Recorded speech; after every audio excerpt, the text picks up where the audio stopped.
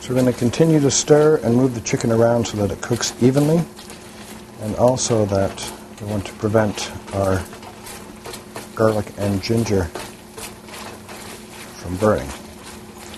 Now, if you have a little bit too much oil like I do, just keep an empty can around so I can drain a little bit of it away instead of dumping it down the sink. We'll bring it back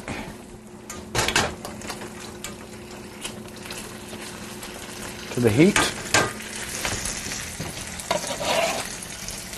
and then we'll add our scallions. Give them a quick turn, and then we're going to take our cooking sauce